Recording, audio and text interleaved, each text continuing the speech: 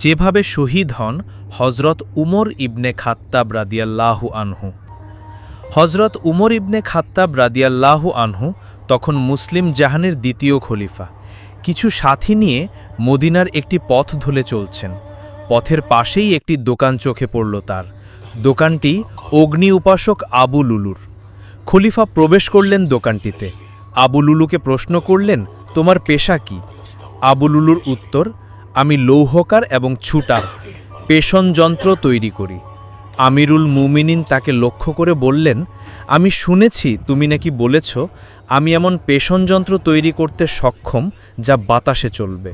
শুনে অগ্নি উপাসক বলল, আমি আপনার জন্য এমন কিছু করব যা সারা দুনিয়ার মানুষ জানবে।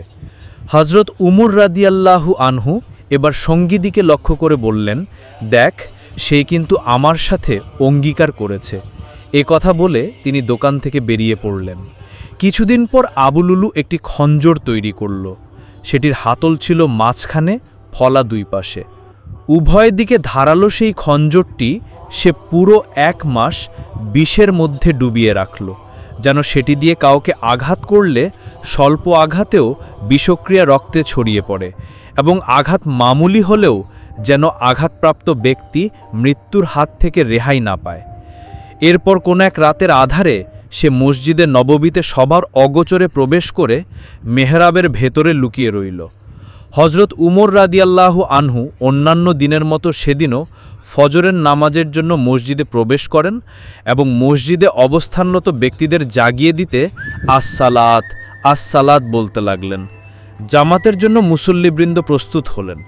তখনকার দিনে বর্তমান সময়ের মতো মসজিদে এত আলোর ব্যবস্থা ছিল না। সারা মসজিদে 1টি বা 2টি বাতি জ্বলত। হজরত উমর রাদিয়াল্লাহু আনহু নামাজ শুরু করলেন। আবু লুলু তখনও মেহরাবে লুকিয়ে সে মোক্ষম সুযোগের অপেক্ষায়।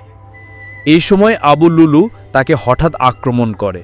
সে বিষ মাখা 2 ধারওয়ালা ছুরি দিয়ে পরপর 6 বার আঘাত করে। আঘাত এত গুরুতর ছিল যে উমর রাদিয়াল্লাহু আনহু মাটিতে লুটিয়ে পড়েন।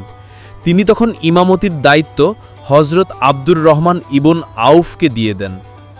মুসল্লিরা দ্রুত নামাজ শেষ করেন। মৃত্যুশয্যায় উমর রাদিয়াল্লাহু আনহু।